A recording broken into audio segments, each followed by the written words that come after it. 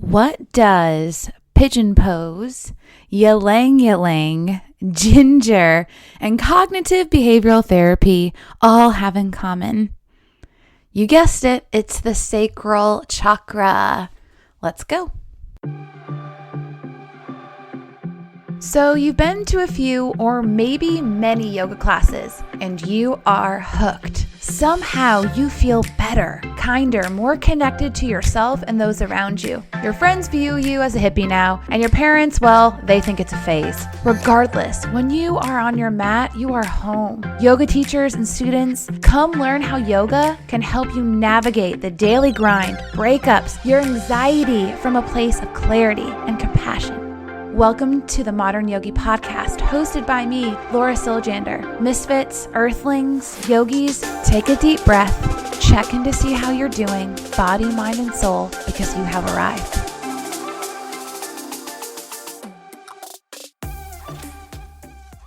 Okay, welcome back, Modern Yogis. We are here to cover the 7 main energy centers. We are on the Sacral Chakra this week. This is the 3rd episode in the chakra series. So the first one kind of covered chakras 101, all those things that you have questions about regarding that. Listen to that podcast. Then the one after that, before this one, was the root chakra. So if you're interested in knowing more about the root, I'll link to it in the show notes, but we'll get the dirty details there. I would probably recommend listening to those two before you dive into this one, unless you already have a good foundations on what the chakras are. You should also know that on my YouTube channel, I have a yoga paired with a meditation class for each individual chakra. So if you feel like you need balance in one of these energy centers, feel free to use that as a resource. Totally free. I'll link to that in the show notes as well. The sacral chakra is the one that I get the most feedback about regarding that yoga class and meditation. So go check it out. Those are the announcements for right now. Let's dive into the sacral chakra. That is why you're here. However, I'm going to be real with you. 2022 has taken a big fat shit on my sacral chakra. This year has been a heavy sacral balancing act for me. So if you feel increased passion behind my words, you know why. This is a chakra I've really tried to focus on this year. The location is pretty obvious, unless you haven't heard of the sacrum before. The way I like to describe it is it's where you have a tramp stamp or would have a tramp stamp. It's right below the lumbar, but right above the tailbone. So if you have a tramp stamp right above your butt crack and then make a circle around your belly, that is your sacral chakra area. Now, the color associated with it is orange. And the element is water. It's water, which is interesting. I'll get into why that's an interesting element for this chakra in a little bit. When it's in good balance, there's almost like this sweetness that you have to life. Some basic rights are to feel and to have pleasure. So see why this could be a really fun chakra, but very complicated. To feel and to have pleasure, emotional awareness and intelligence, healthy boundaries and maintaining those boundaries, the ability to adapt is huge. Just to hone it in, the permission to feel, and your sexuality is all based in this energy center. Okay, so going back to kind of that sweetness to your life and emotional security with those that you trust.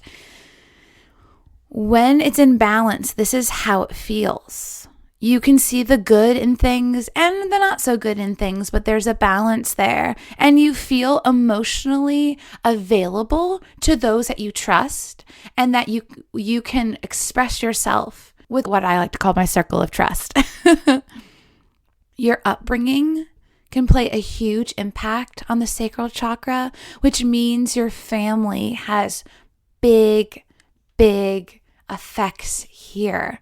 So if you have inner child stuff, if you dealt with some childhood trauma, this is going to really affect your sacral area. Some things that can negatively affect the sacral chakra are being unheard or unfelt. So when you were young, if you felt scared, having your adult tell you, don't be scared. Or if you got hurt or you were sad and you started to cry and your adult told you to not cry. Those are some things that as an adult you need to contend with, and the sacral chakra and doing practices around this energy center can help with some of those symptoms. Some of those lingering effects of really not being able to feel, not knowing what emotions you're feeling. And then this can cause you to lash out irrationally. Some of you are like, that's me, or that's someone I know. Neglect is also something that can affect this area. Enmeshment, so that's kind of like a psychology term of inappropriate boundaries with your family system. When you're enmeshed, it almost means like there aren't boundaries. There's lack of boundaries there. Being sedentary as a child, abused, inherited issues around your parents or guardians that you have not worked through. That's a big one. Are you still angry with your parents? And another big one is your guardians who haven't worked through their own issues or their own sexual issues. That can actually affect your kiddos. Gosh, parents have such responsibilities. All right, so the demon around this energy center is feelings of guilt.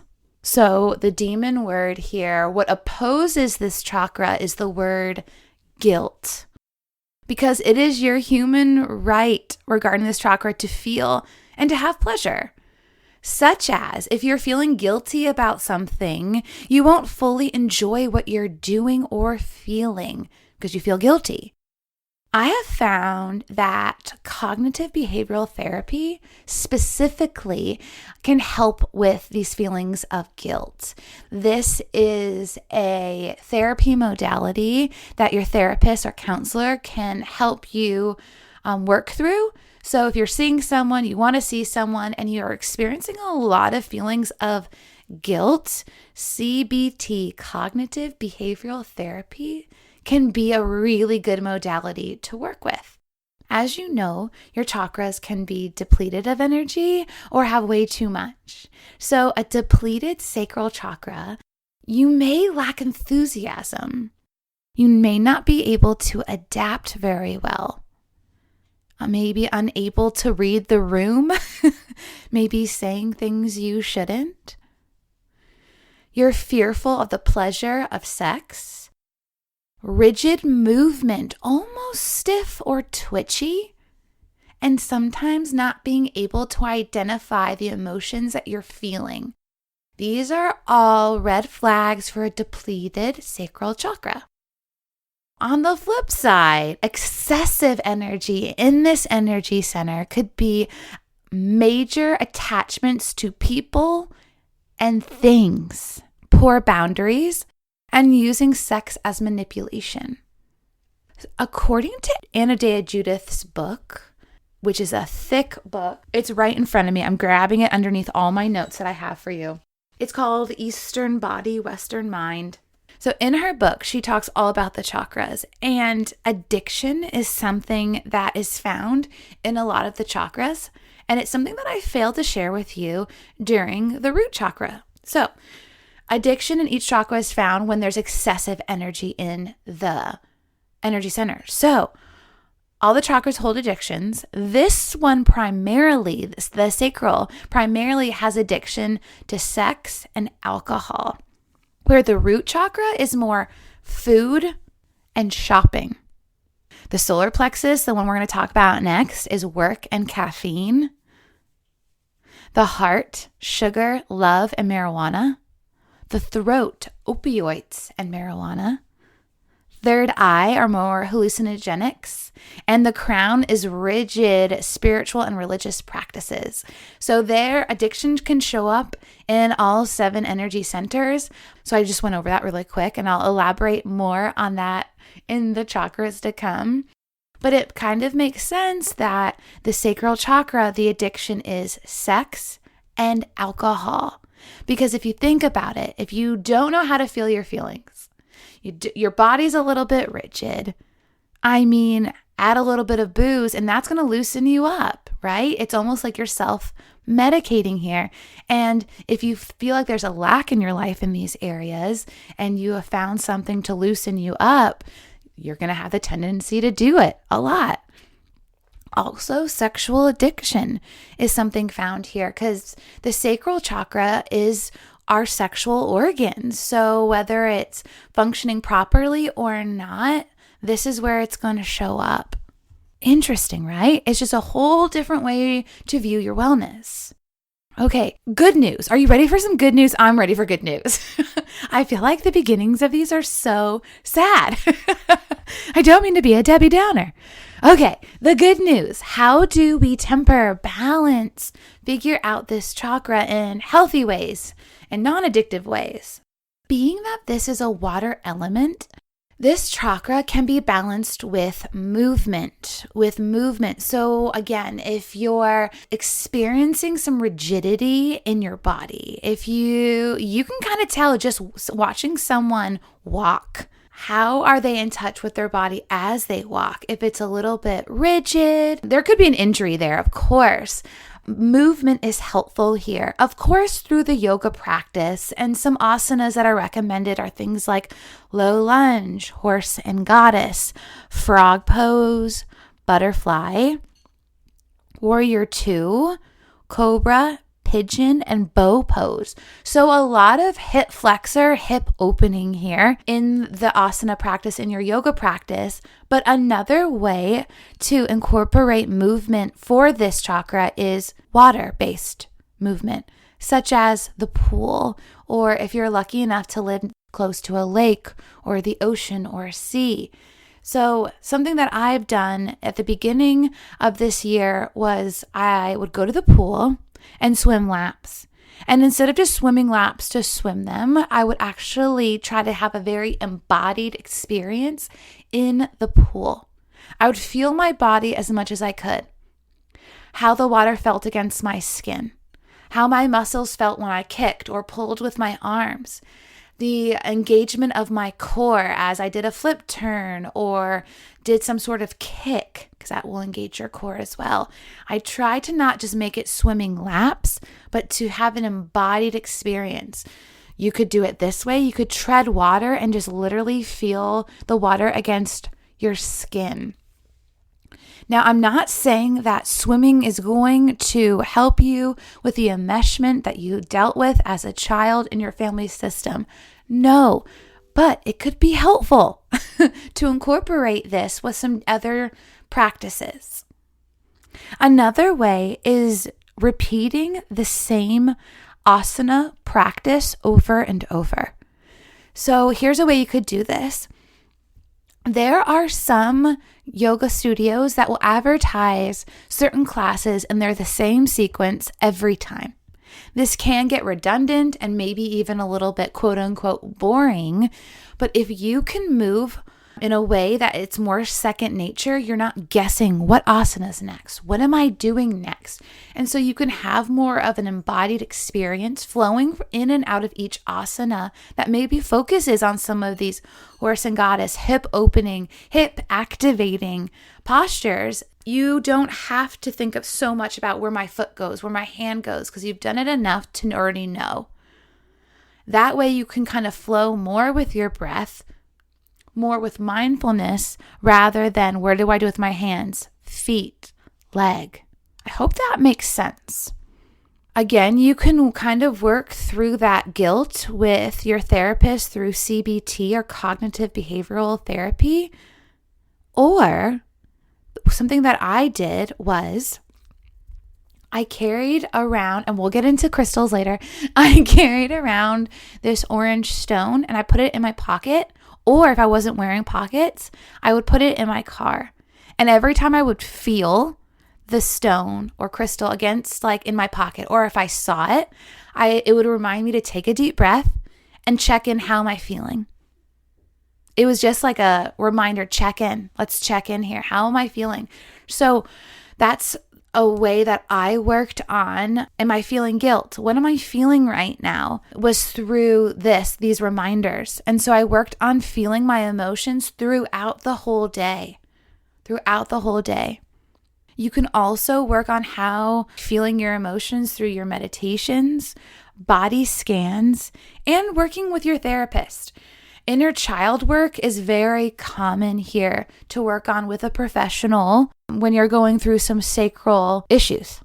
So inner child work, which makes sense because if you think about it, we're talking about your family system, how you grew up, you as a kiddo, like what were the boundaries and the rules around your house around touching, giving and receiving love. I know that's a little bit more anahata heart chakra, but sacral chakra is about your upbringing. And so those are your guardians. What happened there? So a lot of inner child work can take place as well. So if you're saying like, oh my gosh, like this is me, then you can bring some of this information to your counselor or therapist or mental health coach and be like, I think I got some inner child work to deal with. I'm having trouble maybe with some sexual issues or feeling my feelings or things like that. This is helpful for your pro because then they can really hone in on where to work with you. The 12-step program for addiction has so many overlapping principles that can help you with an unbalanced sacral chakra. Here's an example. One of the steps are to make amends to people wherever possible, except if you would do so would cause injury to them and others. So let me break that down. To make direct amends with people whenever possible, except when you think it would injure or hurt somebody. This is helping you with your emotional intelligence, reading the room, becoming adaptive, feeling your emotions, and then verbalizing them. That's a lot of sacral chakra stuff right there, and that's one of the 12 steps. Another step is to take personal inventory of yourself and your actions. That's huge. That's feeling your feelings. That's figuring out how you're doing, how you're feeling physically, emotionally. So there are a lot of 12-step principles that are really helpful when it comes to balancing the sacral chakra. If you're interested in reading more about it, if you literally just Google 12 steps AA and read through them, that's a place to start with your own self-study if you want. Okay, some other things that you can incorporate are there's a chant. The chant associated with the sacral chakra is VAM, V-A-M, Victor Alpha Mike.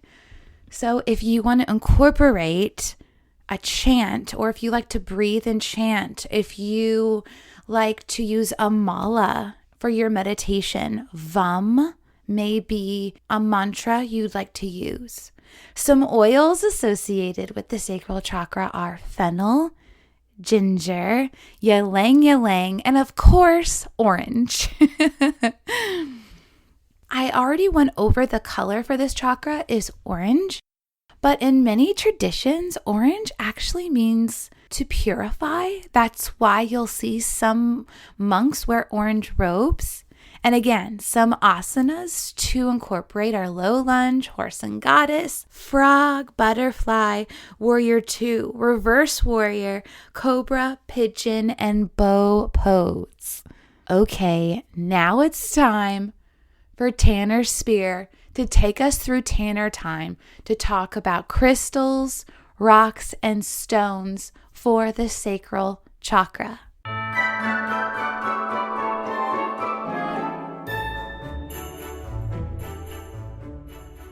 Sacral chakra, dealing with our creativity, sensuality, sexuality. An easy kind of key to go by is that the color of the crystals will generally give you a good idea of what chakra they're associated with. So for the sacral chakra, that'll usually be orange or red crystals, and the root chakra will usually be red or black, gray, darker crystals. One of my absolute favorites for the sacral chakra is Mookaite jasper. I absolutely love jasper. I didn't realize until I started talking to people about my crystals how many jaspers I had. But Mookaite jasper is one of those that's associated with all three of the lower physical chakras. It's also useful in ancestral healing. So if you are interested in kind of diving into that ancestral healing, that it also increases our motivation and inspiration, at the same time being very grounding and healing. So it kind of really, the 3-in-1, all three of the lower chakras in one with this one, which is why I love it so much. What does it look like? But Mookaite jasper will usually have a combination of this red and yellow jasper. Sometimes you might see them where they've been cut to only have the red or the yellow, but they tend to be a combination of the two. And they may even have some brown. We were talking about raw versus polished before, and one of the reasons why I like these standing free forms is because you get both. So the face is polished, but then the back and sides are still raw. So you can still kind of see that, how different they are. And so you keep that in your Reiki yoga room? Yes. Okay. Yes. It's super grounding, very nurturing energy, and it helps us to be in or stay in the present moment. And so I like to use that in Reiki practices because it's not only good for the practitioner, but it's also good for whoever is receiving the Reiki to be here. Not that you can't drift off into wherever, but it's being present to receive this energy consciously.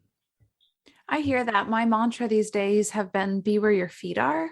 Yes. Are there any other sacral ones that really get you excited about using them for this chakra? I also love both copper and Shiva Lingam.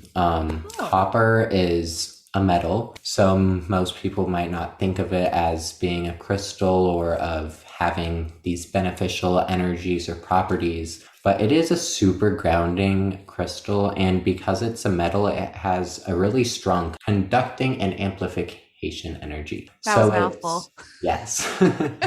So it can be used to not only amplify the energies of other crystals, but it can also be used to amplify the energy in healing sessions. So it can be used in Reiki and meditation and yoga, however you may please. But it is a super heavy, very dense. You wouldn't think that it weighs as much as it does. I have a little sphere like 2 inches wide, but it weighs down my hand every time I pick it up. And then Shiva Lingam is associated with all chakras, but I specifically chose it for the sacral chakra because of its super, super strong balancing energy, and it's all about balancing the masculine and feminine. And it aligns and clears all the chakras, but it's also great for enhancing fertility, sexuality, confidence, and overall feelings of well-being. And so that's one that when I was thinking about this, I was trying to decide if I was going to just cover that one broadly or include it in the sacral chakra. But when I was thinking about it, I realized that I always meditate with it at my sacral chakra. So I was like, it has to be the sacral chakra one. So when you meditate with it, do you just hold it in your hand and hold it in that spot? Or are you laying down and you place it over the sacral area? So I have a rather large one. It's like bigger than my hand. So I like to sit in just a seated meditation position and just hold it in my hands at that chakra. But you can lay down with it and just place it there. When I use crystals in my Reiki, I will sometimes place the crystals directly on the person's where that chakra is. Sometimes I just place them next to them because whether if I'm respecting their space or just don't want to kind of be too invasive, then I'll just place it kind of in line with where that chakra is, but just on the table next to them. And so it doesn't have to be like in contact with you, right next to you. It can be in the same room with you, or you can have it right in your hands when you meditate with it. Yeah, like root chakra stuff. I don't want to put something like right there. I don't want to, invade Yes. someone's privacy. Mhm. So yeah, next in the general area. Yes. And specifically for root chakra, I'll tend to just place them toward the feet, since the feet are an extension of the root chakra. But yes, That's a smart always idea. nice to respect space. Like, what are they doing? Yes. Anything else you want to share about crystals in the sacral chakra, however you want to say it? Both of them. I alternate. Me too. Like I said, you can wear them on you. You can have them in your pocket. You can just sit with them meditating in your hand. They don't have to be placed on that chakra. If you just have them in your hand, they'll still do your job or do their job. So like I said before, they already know what to do. They're doing their job. It's just kind of up to you to allow them to do that job. It's like when you're giving Reiki, like the Reiki knows what to do. Mm-hmm. No matter where your Yes. hands are really placed, it knows where to go. Absolutely.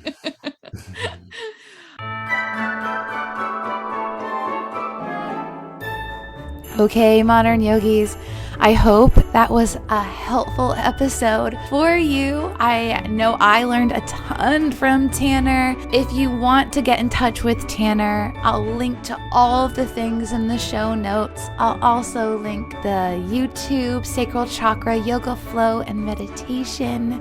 And remember to walk with compassion in your thoughts, speech, and actions. I will talk to you soon. Namaste, Shalom, and Pura Vida. Yeah.